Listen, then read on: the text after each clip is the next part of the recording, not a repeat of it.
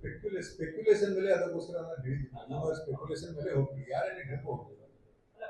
What is the background of such information?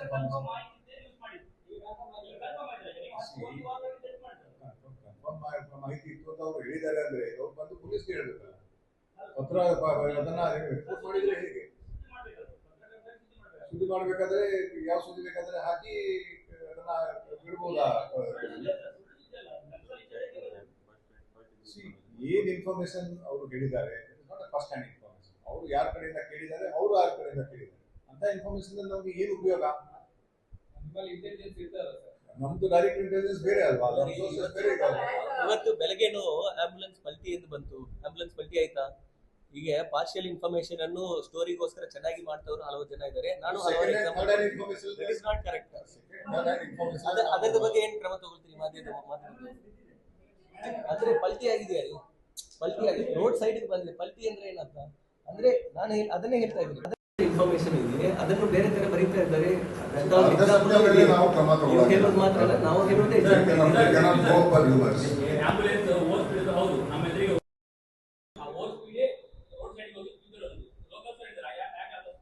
ಪಲ್ಟಿ ಎಂದು ಬಂದ್ರಿ. I am asking that partial information incorrect ಆಗಿ ಬರೆದಿದೆ. Like accept your fault also. Sometimes ಆ ತರ ಬರ್ತದೆ. ಈಗ ಇವರು ಸ್ಪೆಸಿಫಿಕ್ ಉದಾಹರಣೆ ಕೊಟ್ಟರು ಈ ತರ ಒಂದು ರಿಪೋರ್ಟ್ ಬಂತು, ಅದಕ್ಕೋಸ್ಕರ this particular incident no sir, ಆ ಥರ ಇಲ್ಲ. ಅದು ಒಂದು ಅವರು ಸುದ್ದಿ ಹಾಕಿರೋದು based on some humour or based on some third hand sources, ಅದರಿಂದ ಹಾಕಿದ್ದು. ಅದಕ್ಕೆ ಇದಕ್ಕೇನು ಸಂಬಂಧ ಇಲ್ಲ. ಸಾರಿ, ಅವರೆಲ್ಲ ಆಪರ್ಚುನಿಸ್ಟ್ಸ್, ಔಟ್ಲಾಸ್. ಅವ್ರು ಇಲ್ಲಿ ಸ್ವಲ್ಪ ಪ್ರೆಸರ್ ಇದ್ರೆ ಅಲ್ಲಿಗೆ ಹೋಗ್ಬಿಡ್ತಾರೆ, ಅಲ್ಲಿ ಪ್ರೆಸರ್ ಇದ್ರೆ ಇಲ್ಲಿಗೆ ಬಂದ್ಬಿಡ್ತಾರೆ. ಸೊ ನಮ್ಮ ಕೆಲಸ ನಾವು ಮಾಡ್ತಾ ಇರ್ತೀವಿ. ಕಮ್ಮಿಂಗ್ ಆಪರೇಷನ್ ಮಾಡಲೇಬೇಕು, ಭದ್ರತೆ ಕೊಡಲೇಬೇಕು, ಇಂಟೆಲಿಜೆನ್ಸ್ ಕಲೆಕ್ಟ್ ಮಾಡ್ತೀವಿ, ನಾವು ಪರಿಹಾರ ಕೊಡ್ತೀವಿ, ಎಲ್ಲಿ ಎಫೆಕ್ಟ್ ಆಗಿದ್ದಾರೆ ಜನ ಎಲ್ಲ ಮಾಡ್ತೀವಿ. ಪ್ಲಸ್ ನಮ್ಮ ಸರೆಂಡರ್ ಪಾಲಿಸಿ ನಾವು ಪ್ರೊಪಗೇಟ್ ಮಾಡ್ತೀವಿ.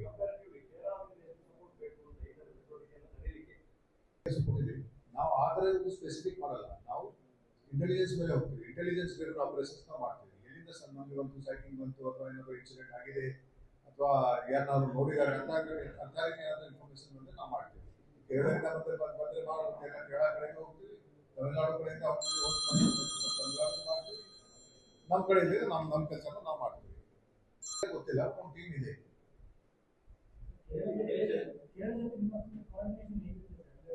ಚೆನ್ನಾಗಿರ್ತದೆ, ನಮ್ಮ ಕೋರ್ಡಿನೇಷನ್ ಮೀಟಿಂಗ್ ಇರ್ತದೆ.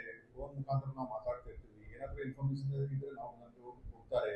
ನಮ್ಮ ಇಂಟೆಲಿಜೆನ್ಸ್, ಸ್ಟೇಟ್ ಇಂಟೆಲಿಜೆನ್ಸ್ ಇದೆ, ಪೊಲೀಸ್ ಇದೆ, ಹೌದು ಸ್ಟೇಟ್ ಇಂಟೆಲಿಜೆನ್ಸ್ ಇದ್ದಾರೆ. Then we have intelligence bureau also coordinate ಮಾಡಲಿಕ್ಕೆ. ತುಂಬ ಇನ್ಫಾರ್ಮೇಶನ್ ಸಿಗ್ತದೆ. ಇನ್ಫಾರ್ಮೇಶನ್ ಬಂದರೆ ನಿಮ್ಮ ಕಡೆಗೆ ಬರ್ತಾ ಇದ್ದಾರೆ ಅಂತ ಅವ್ರು ಹೇಳ್ತಾರೆ. ಕೋರ್ಡಿನೇಷನ್ ಇದೆ. ಇದುವರೆಗೆ ಇಲ್ಲ. ಏನು ಎಷ್ಟು ಜನ ಇದ್ದಾರೆ, ಎಲ್ಲಿದೆ ಅಂತ ನಮ್ಮ ಹತ್ರ ಇನ್ಫಾರ್ಮೇಶನ್ ಇಲ್ಲ. ನಾವು ಮಮ್ಮಿಂದ ಇರ್ತೀವಿ, ಗೊತ್ತಾಗಿದ್ರೆ ನಾವು ಅದ್ರ ಮೇಲೆ ನಾವು ಕ್ರಮ ತಗೊಳ್ತೀವಿ. ಅದಕ್ಕೋಸ್ಕರ ನಾವು ಹೇಳೋದು ಇವೆಲ್ಲ ಚಾನ್ಸ್ ಇನ್ಫಾರ್ಮೇಶನ್ ಯಾವ್ದು ಮಾಡ್ತೀವಿ.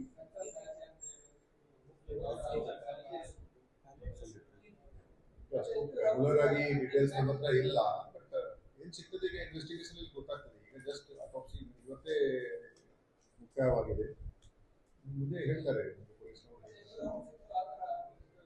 ಎಲ್ಲ ದೊಡ್ಡ ವಸ್ತುಗಳು ಇತ್ತು. ಸೊ ಏನು ಲಿಟ್ರೇಚರ್ ಸಿಕ್ಕಿದೆ ಅಂತ ನಾವು ನೋಡ್ಬೇಕು. ಏನ್ ಎಲೆಕ್ಟ್ರಾನಿಕ್ ಡಿವೈಸ್ ಸಿಕ್ಕಿದೆ, ಲಿಟ್ರೇಚರ್ ಸಿಕ್ಕಿದೆ, ನೋಡಿದ್ರೆ ಗೊತ್ತಾಗ್ತದೆ. ಸಾರಿ, ರೌಂಡ್ ಸಿಕ್ಕಿದೆ, ಎಷ್ಟಂತ ಗೊತ್ತಿಲ್ಲ, ಬಟ್ ಸಿಕ್ಕಿದೆ. Some daily utensils also, like a spoon and all that. Money. ನಾವು ಅಲರ್ಟ್ ಆಗಿ ಇರ್ತೀವಿ. ಮಾಡಿದ್ರೆ ನಾವು ನೋಡ್ತೀವಿ, ಅದು ಏನಾದರೂ ಕಾನೂನು ಬಾಹಿರ ಚಟುವಟಿಕೆಗಳು ಆದರೆ will take action. But again my friends, ನಾವು ಅದೇ ಟಾಪಿಕ್ ವಾಪಸ್ ಬರಬೇಕು ಅಂದರೆ ರಿಹ್ಯಾಬಿಲಿಟೇಷನ್ ಮತ್ತು ಸರೆಂಡರ್ ಪಾಲಿಸಿ ಮೇಲೆ ನಾವು ಫೋಕಸ್ ಮಾಡ್ತಾ ಇರಬೇಕು. ನಾನು 3-4 ಸಲ ಇಲ್ಲಿ ಹೇಳಿದ್ದೀನಿ, ಮತ್ತೊಮ್ಮೆ ಅದನ್ನು ರಿಪೀಟ್ ಮಾಡ್ತಾ ಇದ್ದೀನಿ. It's A very good policy. ಹೀಗೆ ಎಕ್ಸ್ಚೇಂಜ್ ಆಫ್ ಫೈರ್ ಇರಲಿ, ಎನ್ಕೌಂಟರ್ ಇರಲಿ, ಅವೆಲ್ಲ ಸೆಕೆಂಡರಿ. ಮುಖ್ಯವಾಗಿ ನಾವು ಸರೆಂಡರ್ಗೆ ನೋಡ್ತೀವಿ, ರಿಹ್ಯಾಬಿಲಿಟೇಷನ್ಗೆ ನೋಡ್ತೀವಿ, ಭದ್ರತೆಗೆ ನೋಡ್ತೀವಿ. ಇನ್ನೂವರೆಗೆ ಇನ್ವೆಸ್ಟಿಗೇಷನ್ ಇದೆ.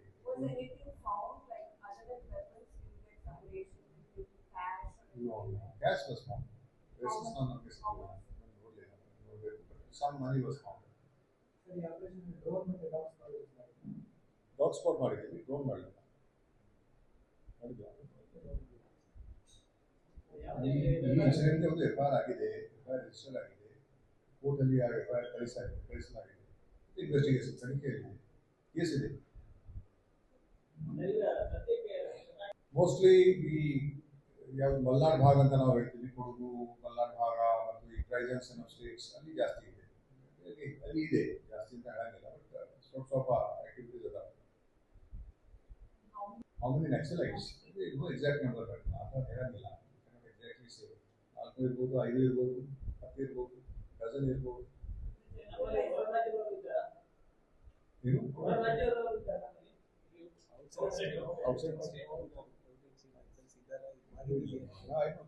ನಮ್ಮಲ್ಲಿ ಯಾವ್ದು ಮಾಹಿತಿ ಇದೆ ಅದೆಲ್ಲ ಲೋಕಲ್ಸ್, ವಿಕ್ರಮಗೌಡ ತರಾನೆ.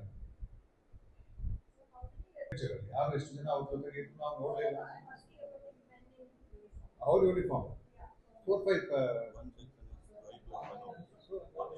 ಒಂದು ಸೆಕ್ಷನ್ ಇತ್ತು ಅಂತ SP ಅವರು ಹೇಳ್ತಾ ಇದ್ದಾರೆ. ಒಂದು ಸೆಕ್ಷನ್ ಅಂದ್ರೆ 1+12, 1 ಡೆಟಾಚ್ಮೆಂಟ್ ಕಮಾಂಡರ್ ಅಂಡ್ 12 ಪರ್ಸನಲ್.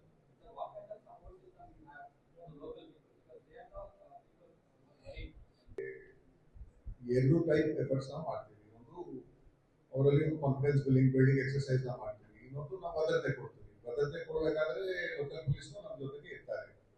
ಏನೇನವರು ಕಾಮಿಂಗ್ ಮಾಡ್ತಾರೆ, ಪೆಟ್ರೋಲಿಂಗ್ ಮಾಡ್ತಾರೆ, ಸರ್ಚಸ್ ಮಾಡ್ತಾರೆ, ಪೊಲೀಸ್ನವರು ಪೆಟ್ರೋಲಿಂಗ್ ಮಾಡ್ತಾರೆ. ಮತ್ತೆ ಅಲ್ಲಿ ಏನಾದರೂ ಅವ್ರಿಗೆ ಏನಾದರೂ ತೊಂದರೆ ಇದ್ರೆ, ಇವನ್ ಅಲ್ಲಿ ನಾವು ಹೋಗಿದಾಗ ಅವರಿಗೆ ಒಂದು ಬ್ರಿಡ್ಜ್ ಎಲ್ಲ ಸ್ಕೂಲ್ ಎಲ್ಲ ಕಟ್ಸ್ಕೊಟ್ಟಿದ್ದಾರೆ ಸರ್ಕಾರದವರು, ನಾವು ನೋಡಿದ್ದೀವಿ.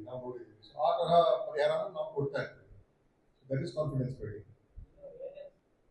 ಜಾಸ್ತಿ ಇಲ್ಲ, ಏನೇನು ಸಿಬ್ಬಂದಿ ಯಾವುದಿದ್ದಾರೆ ಇರ್ತಾರೆ, but keeping on doing the coming operations. ಯಾವುದು ನಾವು ಭದ್ರತೆ ತಗೊಂಡಿದ್ದೀವಿ ನಾವು ಮುಂದೆ ಮಾಡಿಸ್ತೀವಿ.